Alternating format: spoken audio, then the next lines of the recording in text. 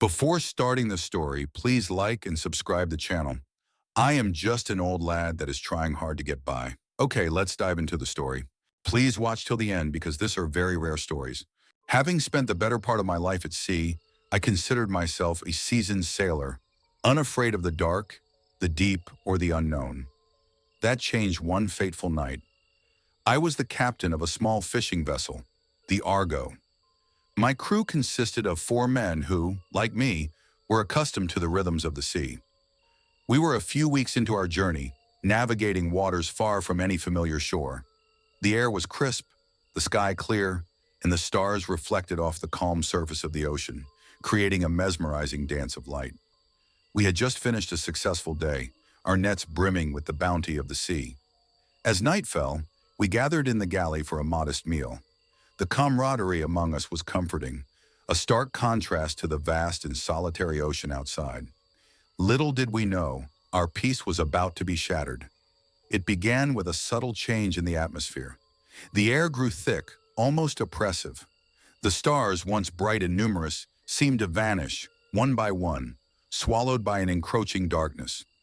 We stepped out onto the deck, our conversation trailing off into uneasy silence as we stared at the horizon.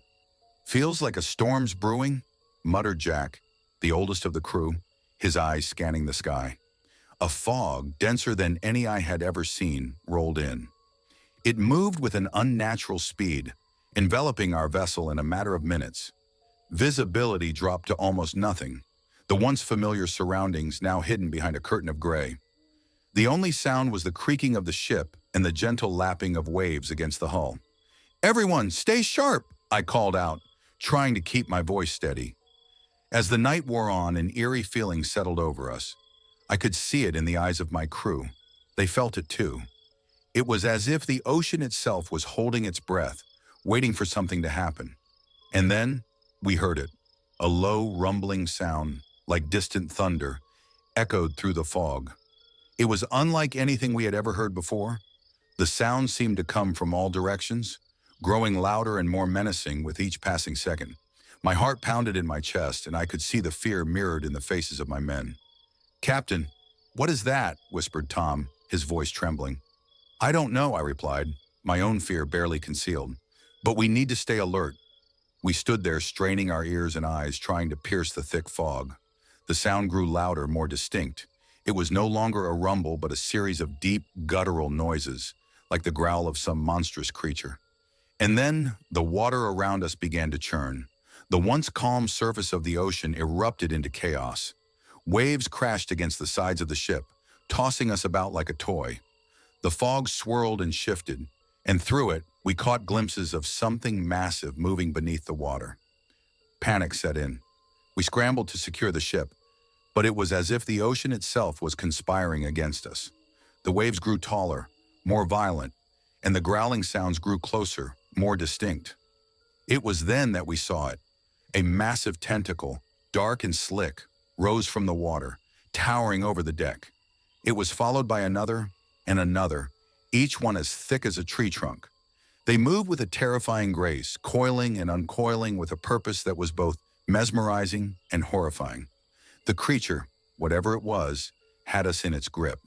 The tentacles wrapped around the ship, squeezing with an unimaginable force. The wood groaned and cracked under the pressure, and we were thrown off our feet, struggling to hold on to anything solid. "Hold on!" I shouted, but my voice was drowned out by the deafening roar of the creature. It was a sound that seemed to come from the depths of the ocean itself, a primal, ancient call that sent chills down my spine. We fought back, using whatever we could find to fend off the tentacles. Harpoons, knives, even our bare hands. But it was like trying to fight a force of nature. The tentacles were relentless, smashing through the deck, pulling men overboard, crushing everything in their path. I watched in horror as one of my men was snatched up, his scream cut short as he was dragged into the water. The terror on his face was something I would never forget. We were being picked off one by one, helpless against the sheer power of the creature. I knew we had to do something, anything, to survive. "To the lifeboats!" I shouted, my voice barely audible over the chaos. But as we tried to reach them, a tentacle lashed out, smashing the boats to splinters. Our last hope of escape was gone. Desperation took hold. We fought with renewed vigor, driven by the primal instinct to survive. I grabbed a flare gun from the emergency supplies and fired it at the nearest tentacle. The flare hit its mark, and the creature recoiled, releasing its grip on the ship momentarily. "Keep fighting," I urged my men, but our efforts seemed futile. The tentacles were everywhere, and the creature showed no signs of retreating. It was a battle we could not win, and deep down, I knew it. Just as all hope seemed lost, the creature paused. The tentacles slowly retracted, disappearing into the depths from which they came. The water calmed, the fog began to lift, and the oppressive atmosphere dissipated. It was over as suddenly as it had begun. We stood there, battered and bruised, staring at the now calm ocean. The ship was a wreck, barely afloat, and we were all in shock, trying to process what had just happened. We had survived, but at a great cost. 2 of my men were gone, taken by the creature, and the rest of us were left to wonder why we had been spared. As the dawn broke, we set about repairing the ship as best we could. The sun's rays brought a semblance of normalcy, but the memory of that night would haunt us forever. We sailed back to the nearest port, our spirits broken, our minds scarred by the encounter. We spoke little of what had happened, each of us grappling with our own nightmares. The sea, once a place of solace, had become a realm of terror.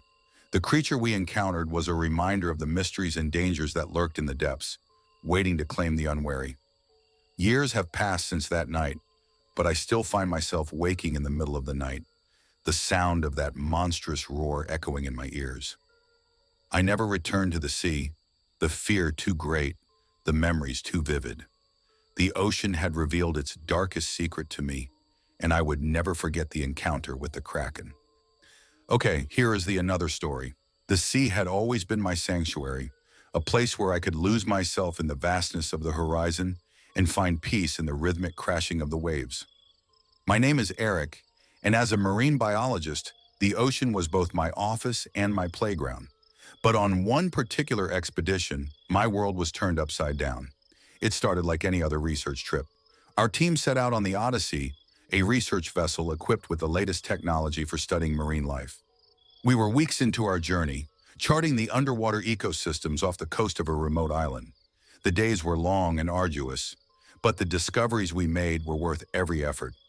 One evening, as the sun dipped below the horizon, casting a golden glow over the water, I decided to take a break.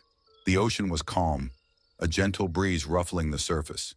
I leaned against the railing, staring out at the endless expanse, letting the tranquility wash over me. That's when I saw her. At first, I thought my eyes were playing tricks on me, a flash of something iridescent just below the water's surface. I squinted, trying to make out the shape. It was unlike any fish or marine creature I had ever seen. Curiosity piqued. I grabbed my binoculars and focused on the spot where I had seen the movement. There she was, just a few meters from the boat. Her upper body was that of a woman with long, flowing hair that shimmered in the fading light. But where her legs should have been, there was a sleek, powerful tail covered in scales that glinted like precious gems. She was beautiful and terrifying all at once. I couldn't believe my eyes. Mermaids were the stuff of legend, myths told by sailors to explain the unexplainable. But here she was, real and undeniably present. I called out to my colleagues, but my voice seemed to get lost in the vastness of the ocean. The mermaid turned her head, and for a moment, our eyes locked. Her gaze was intense, almost hypnotic. I felt a strange pull, a connection that I couldn't quite explain.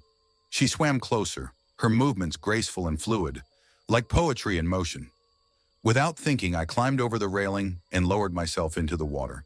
The coldness was a shock, but I barely noticed. All I could think about was the creature before me. She seemed curious, tilting her head as if studying me. I reached out a hand, and to my astonishment, she extended hers in return. Our fingers touched, and a jolt of electricity shot through me. It was as if the ocean itself had come alive, its power coursing through my veins. She smiled, a gesture that was both enchanting and eerie. Then, with a flick of her tail, she darted away, disappearing into the depths. I was left treading water, my mind racing. Had it been real? Or was it some kind of hallucination brought on by exhaustion and the endless expanse of the sea? I swam back to the boat, my heart pounding, my thoughts a whirlwind of confusion and wonder. I decided to keep the encounter to myself, at least for the time being. Who would believe me anyway? A seasoned marine biologist claiming to have seen a mermaid? It sounded absurd even to me, but I couldn't shake the feeling that there was more to this ocean than we understood, more than science could explain. That night, as I lay in my bunk, I couldn't sleep. I kept replaying the encounter in my mind, trying to make sense of it. What did it mean? Why had she appeared to me? The questions swirled around my head like a storm. The following days were a blur. I went through the motions of our research, but my mind was elsewhere, lost in the depths where the mermaid had vanished. I found myself spending more and more time on deck, scanning the horizon, hoping for another glimpse. One evening, just as the sun was setting, my patience was rewarded. There she was, her head breaking the surface, her eyes fixed on me. This time, I was prepared. I grabbed a waterproof camera and slipped into the water. She was waiting, her expression almost expectant. I swam closer, my heart racing. She didn't move, watching me with those intense, mesmerizing eyes. I raised the camera, capturing the moment, proof that I wasn't crazy. As I swam back to the boat, I noticed something in the water. A small, intricately carved shell, unlike any I had ever seen. I picked it up, turning it over in my hand. It was beautiful, a token from another world. Back on the boat, I examined the shell more closely. It was covered in tiny symbols, etched with precision. I had no idea what they meant, but I knew it was significant. I showed it to my colleagues, careful not to mention the mermaid. They were intrigued, but none of us could decipher the markings. Days turned into weeks, and the mermaid continued to visit me. Each time she left a small token, a piece of coral, a pearl, a strand of seaweed woven into a delicate braid. I collected them all, trying to piece together the puzzle. One night she appeared closer than ever before. This time she spoke. Her voice was melodic, like the sound of waves crashing against the shore. She told me her name was Lyria, and she had been watching us for some time. She was fascinated by our world, just as we were by hers. Our conversations were brief, her language a mix of sounds and gestures, but I understood enough to know that she was curious, and perhaps a little lonely. We shared stories, mine of life on land, hers of the depths below. She spoke of ancient cities forgotten by time and creatures that roamed the ocean floor. As our bond grew, so did my determination to understand her world. I spent hours studying the tokens she left, trying to decipher their meaning.